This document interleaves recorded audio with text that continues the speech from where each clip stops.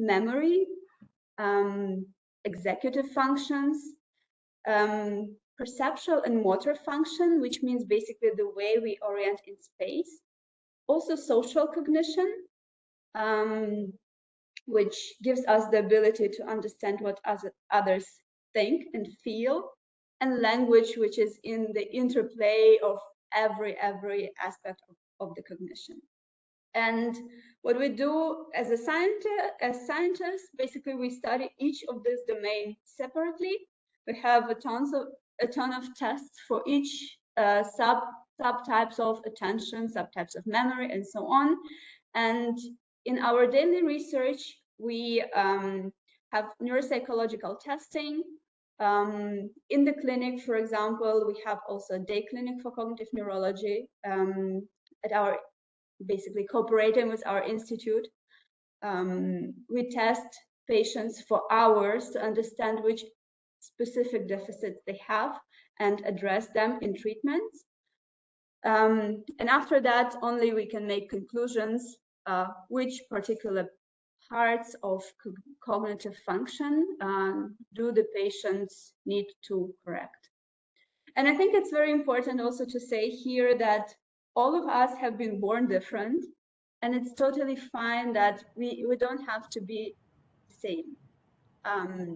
For example, my personal problem is orientation in space. If you put me in the big hospital, as I worked in Austria, it took me several months to figure out my way from one department to another.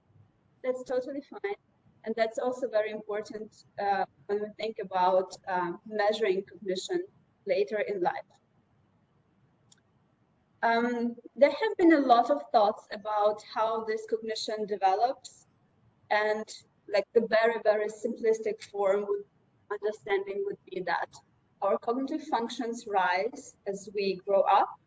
Then as we maturate, they remain more or less stable, and in the older age, they would decline again. But then not everything is so simple, right? We just start with simple and then we go deeper and deeper. And now we kind of think that there is something called crystallized intelligence, or the knowledge we gain, and that is supposed to actually grow as we maturate and remain stable. But then there is also some fluid processes that help us to adapt, to control, and to use the crystallized knowledge that we have. And as we think it now, basically there are different trajectories that we can follow over our life. And that depends on many things. And today I'm going to talk about some of these factors that we currently know that affect our cognition.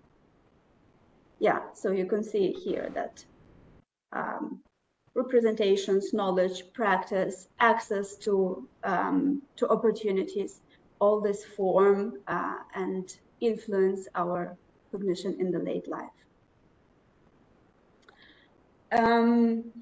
And I think that all of you have heard the term dementia, and because it is my main topic of research for so many years, I'm going to use it here as well, because it's actually like the worst situation that we can expect with regard to cognition.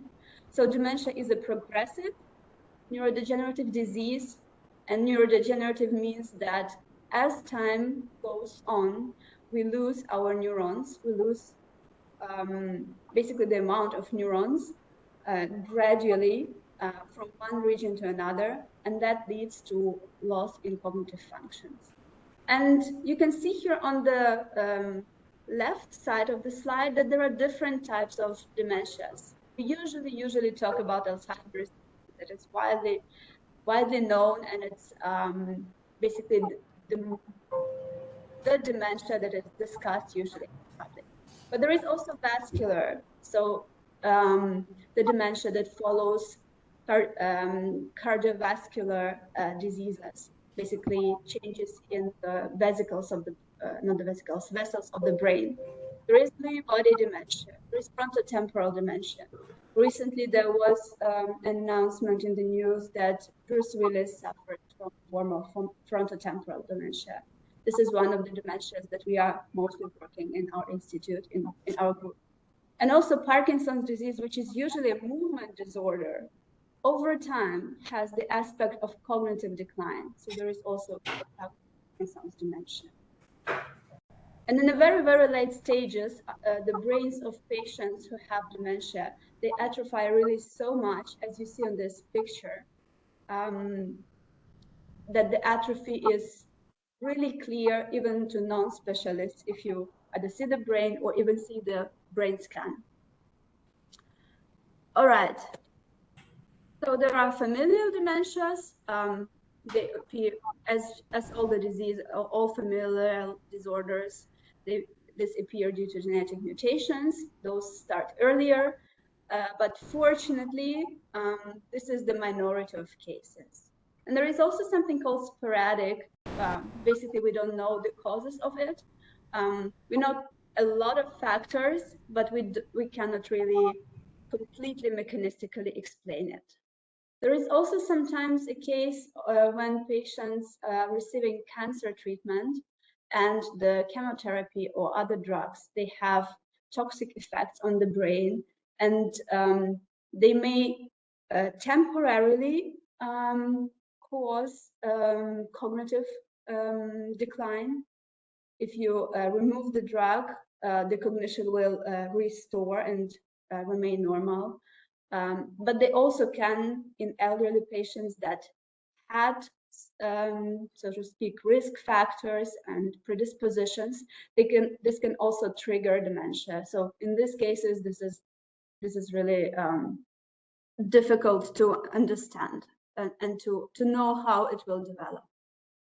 And again, in a very, very simplistic way, this is just one of the pathological proteins that accumulate in the brain. And this is amyloid, which is widely known.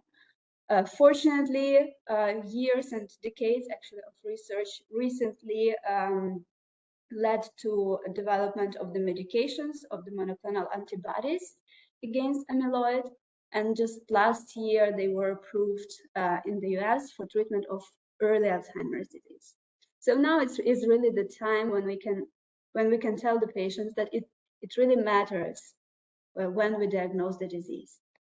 And probably for you having parents, grandparents, it's also important that you can explain to your loved ones that it's okay to go to the doctor and to speak about it, because as early we recognize the decline. So the earlier we recognize it, the faster we can treat it. And on this picture, you can see this amyloid depositions in cognitively normal people.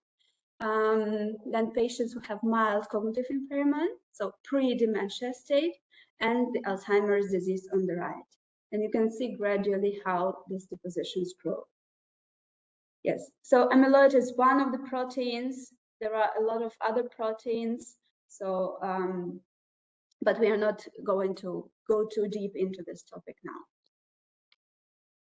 And on this picture, you can see, so the big group, the big green part is the cognitive decline that we measure with psychological tests. And you can see that in the timeline, the cognitive decline comes pretty late in life. And something like this amyloid measurements, red and purple line, so the amyloid PET would be brain scan for the protein, and cerebrospinal fluid levels are even earlier changed. We now know that we can measure this, that we can measure the accumulation of this protein as early as 20 years before the disease. So we know that the disease progresses very, very slowly, that we can and probably should intervene very, very early. At the same time, nowadays, we cannot tell that if you have amyloid deposition in your 30s, that you definitely develop dementia. It's not as simple. There are also people who live with amyloid, and they can stay cognitively intact. So we know that the amyloid deposition in this case starts early. And we also know that we ideally have to intervene early. But the question is how to know who would need the treatment and what can we do apart of drugs, because it doesn't make sense to take drugs early in your life against all of the possible diseases. Just a second. So for this, we need to diagnose it somehow, right?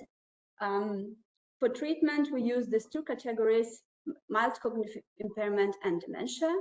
And for our research and in clinics, basically we have this criteria, which are part of the American classification, which is dominant in our field, and they also correspond to international classification of diseases. So a person has to feel that something is wrong, subjectively complain that the memory, for example, became worse. Then we need to measure the functions with objective tests.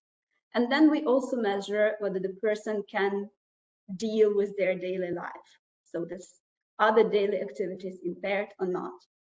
And in addition, in the clinics, the MRI will be done and the positron emission tomography will be done to check if there are depositions of these pathological proteins. But it's not always simple, and sometimes so in Leipzig we have a study called LIFE, Study of Civilization Diseases, where we examine 10,000 of randomly selected Leipzig citizens on all of the systems, including brain.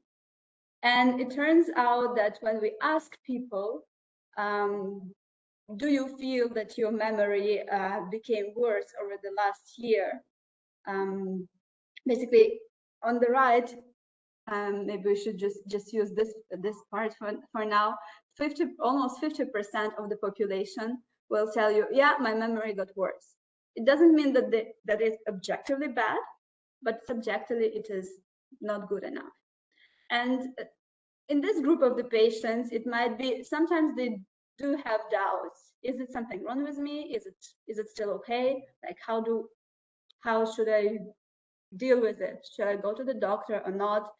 And when I was giving this similar talk to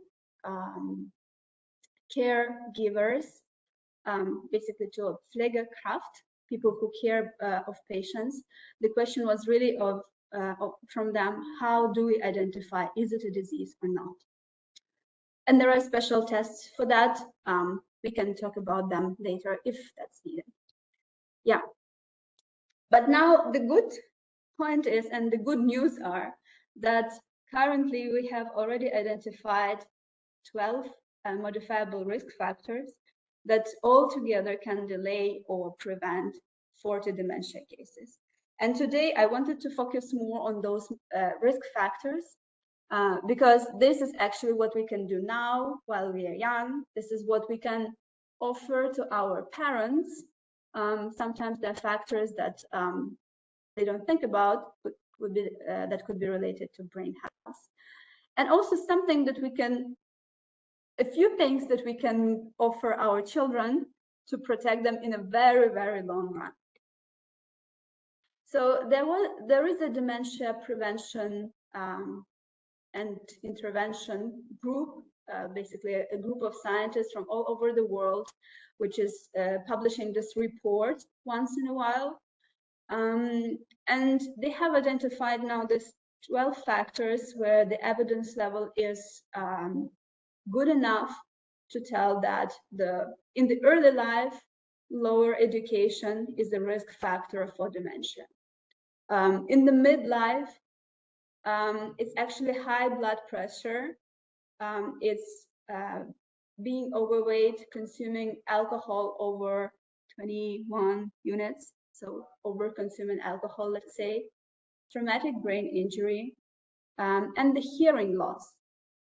Hearing loss is something that has been only recently brought up to the literature. And I will tell you my some examples from my personal life later.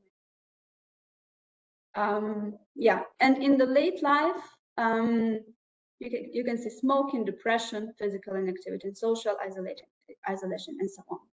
So of course, I cannot tell you now to change all the factors at once.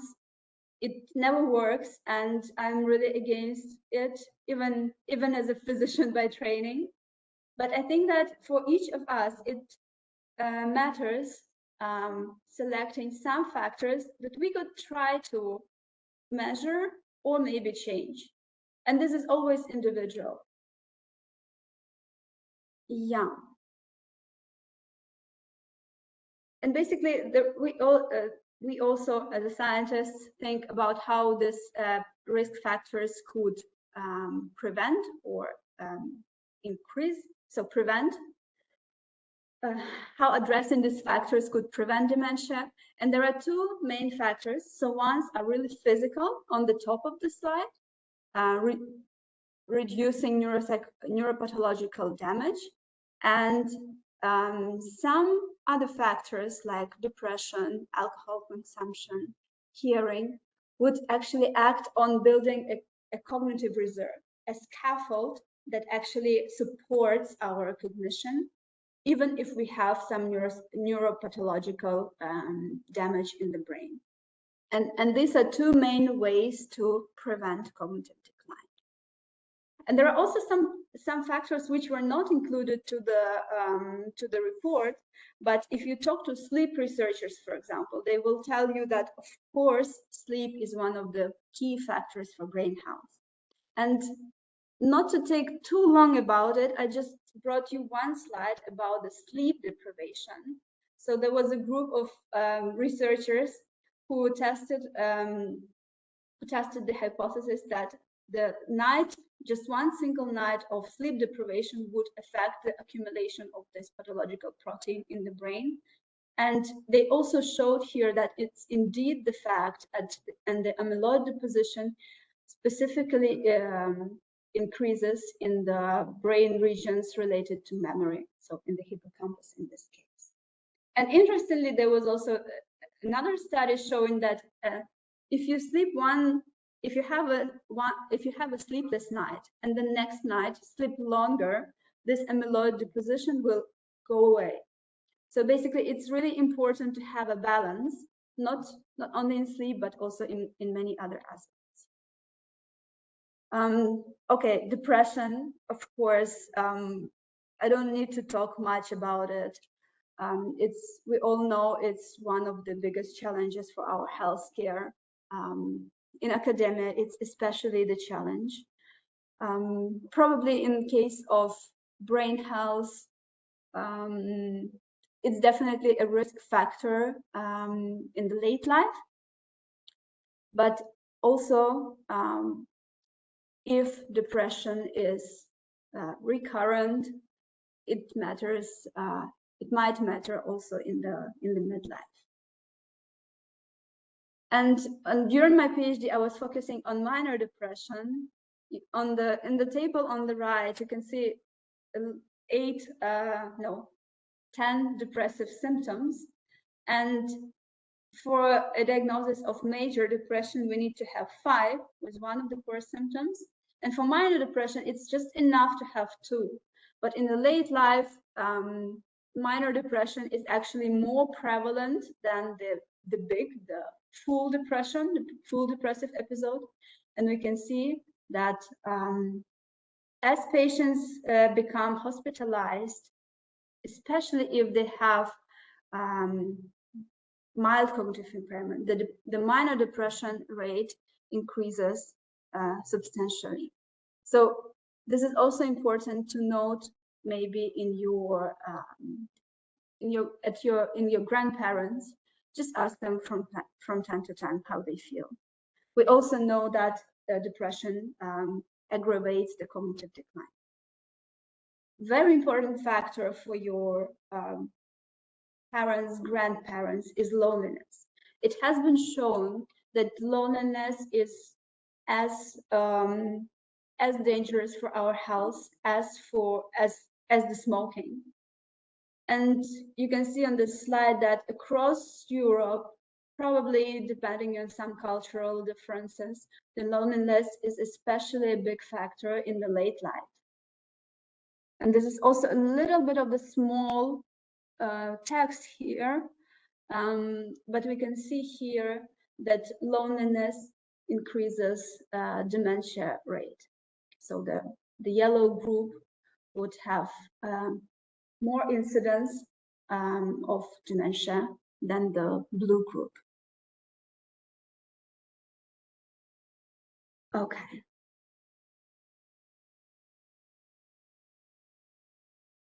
Yes, and the physical activity. I do have here more positive slides from the study that has been published based on the UK Biobank data. And the study basically related the number of steps made per day to the incidence of different types of dementia, and the highest protective effect was noticed around this recommended number of 10,000 steps. But as interesting as it is, even with around 4,000 steps per day, the effect for prevention of dementia was already noted. Interestingly, from this study is that it didn't always have to be the aerobic exercise. So just simple walking at a normal pace would be already protective for the brain health. Similarly, it was protective also for cardiovascular health and for cancers. And one final thing is about the cognitive reserve. Cognitive reserve is our scaffold that helps us to compensate even if we have some brain damage, especially in the late life. So as we are young and as we don't have much of the damage, probably we don't feel it. But building cognitive reserve is the lifetime procedure that starts early in the childhood. And I really don't want to tell you what you should do to exercise your brain. You already do enough, and definitely a lot. But something that maybe we could think for our parents or even for our children is introducing the second language. It has been shown that active bilingualism delays dementia onset by 4 to 5 years. So this is really a factor that we could help shape to our children, introducing a second language early in life. There is a bit of discussion here, but overall the trend is that second language is a very protective factor for brain health. And I love this part most, I think, because I don't like just tons of negative information. We hear here and there, you do one thing wrong, you do another thing wrong, and in my opinion and in my experience, it produces the nocebo effect. So it makes us feel worse, and even physically. So I wanted to share a couple of studies showing that the mindset actually matters. And the first example was published in a study called Mind Over Milkshakes. And basically, two groups of participants received, I basically received the same milkshake with a different label on it. One label told that the milkshake was super caloric, fatty, and super nutritious. And another label told that it had 0 fat, 0 sugars, and only a few calories. So it's a very dietary drink. And what the group of researchers tested was actually how the participants felt about the shakes. And they also measured the ghrelin. It's a hormone of basically a marker of hunger. And basically, you can see here on the left part that participants felt that the low-calorie shake was very healthy, and while another one was very unhealthy. But what was interesting for us that what they felt was actually reflected in this ghrelin response. So it was not only their mind, but it was also translating into their biology. Yeah. And there was another study actually by the same group, which asked about how we feel about exercise. Basically, does our mindset influence on the results of our exercise?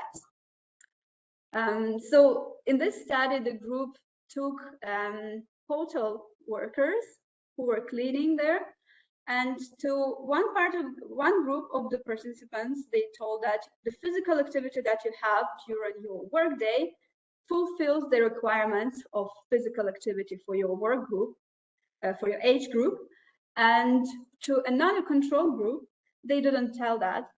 And basically, they told that the exercise was insufficient. And basically, they compared the groups. They left the participants with this information for 4 weeks and measured the parameters before and after. So as soon as you tell to people that they exercise enough, in the first graph, you can see that they feel that they exercise enough. So the amount of exercise is good. They also feel that they exercise regularly. And they also perceive that their work is an exercise, which is enough. So in this graph, you can see that what they feel actually corresponds to what they were informed before. But then they measured also the physical parameters of the people of these participants, and those were weight, body mass index, percentage of body fat, here waist to hip ratio, blood pressure, systolic and diastolic. And you can also see kind of the corresponding picture that their weight actually got smaller. Maybe that was not a huge change in 4 weeks, which is logical, but also their systolic blood pressure reduced a bit. So also in this case, basically what people thought influenced their body functions, influenced their biological measures. But of course, we're all scientists, and these were just single studies, so you never know how robust is this effect. And I have to tell you, unfortunately, that I couldn't open the article recently. There was some problem with the APA website. So I just copied the abstract of the study. But this third example is kind of more, it has a larger sample size, and it is a summary of 3 representative studies, with a sample size of over 60,000 participants. And basically, these 3 studies have followed the participants over time and asked, in this case, a simple question: how the perceived exercise amount compared to other people, so do I exercise more than my neighbor, how does it influence my lifespan? And in the results section, you can see here, I'm really sorry that I didn't find the graph for you this time, but basically that the perceived physical activity relative to their peers was really associated with the mortality risk. So people who thought that they exercise more than others, just a second.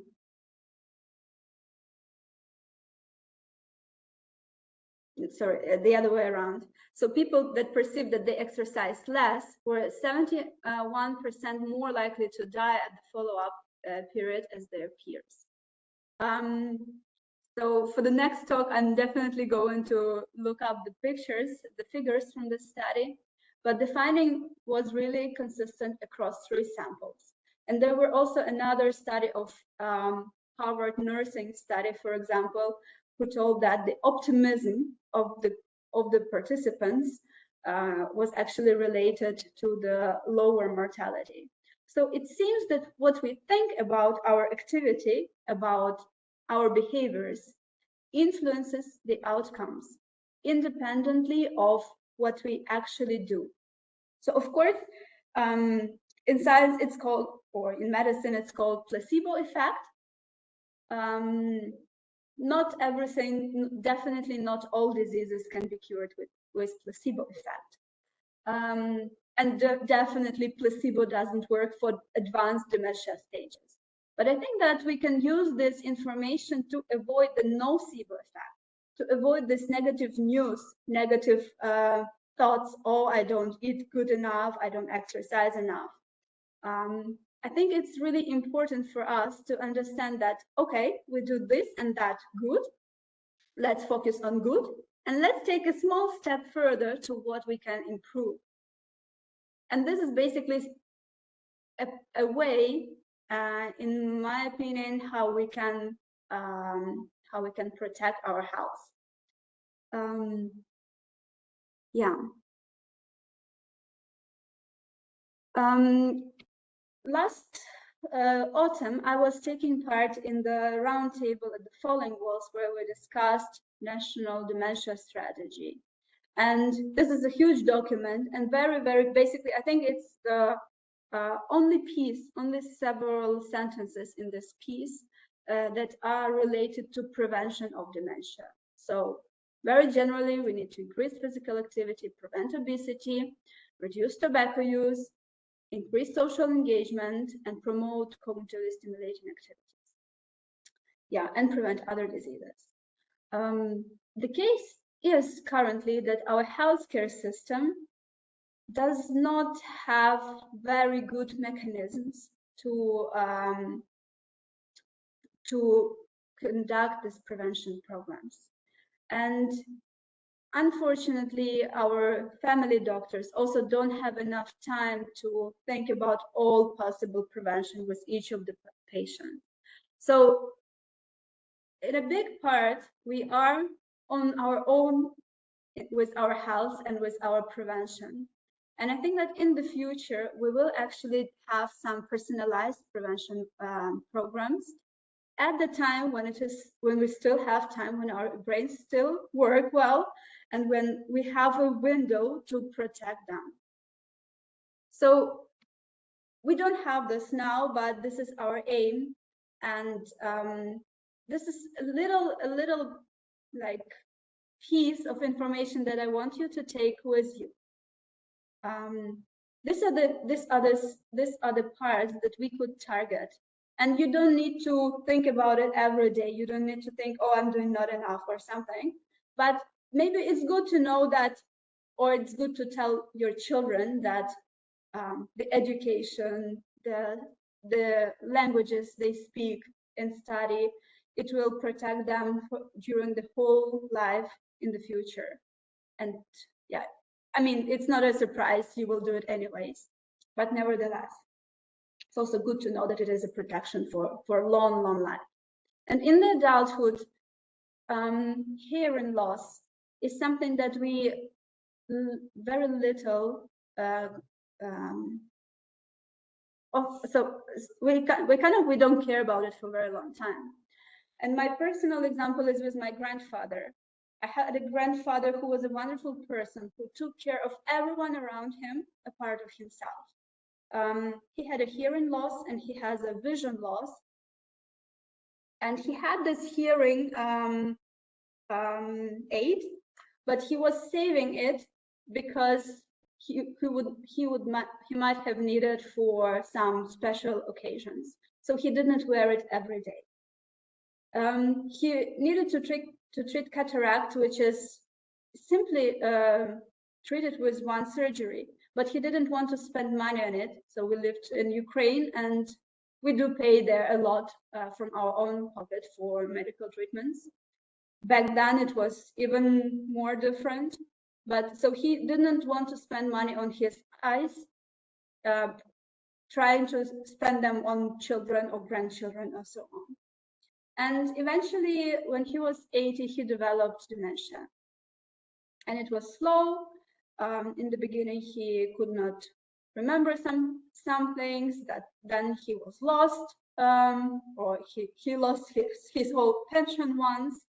But I think that it's really important to tell to your grandparents that all these little things, they contribute to your general health, and they are important. So taking care of hearing, taking care of blood pressure, even in a young age. One of my colleagues did a great job studying blood pressure in a young age, and she showed that the blood pressure, the systolic blood pressure of over 130 would result in the brain changes throughout the brain. So it's not one particular region, but in different regions of the brain. And then when it is possible, think about the weight when it is needed. And also think about the sleep. If you didn't sleep one night well, take care that you take another day or the day after and sleep more. The same with exercise. You don't need to exercise every single day, but it's kind of okay if you exercise more. It's really okay, from the studies have shown it. It's really okay to exercise in the weekend. And for late life, social isolation and loneliness is something that we can really address, and talk to our grandparents more, take them somewhere, and also do a checkup sometimes for things like depression. Just a few questions. You can find easily like a 9-question questionnaire for depression online. And if they do a small or a minor depressive symptoms, just take them out. It doesn't have to be treated with drugs. It's often just attention, psychotherapy, talking, and so on. And the same with physical activity. And with that, I'm finishing. I hope we still have a little bit time for the questions. And I'm looking forward to hear from you whether you have been using some tools, whether you know something that could be helpful, and any other questions. And thank you. And I'm happy to finish with this wonderful picture of my institute.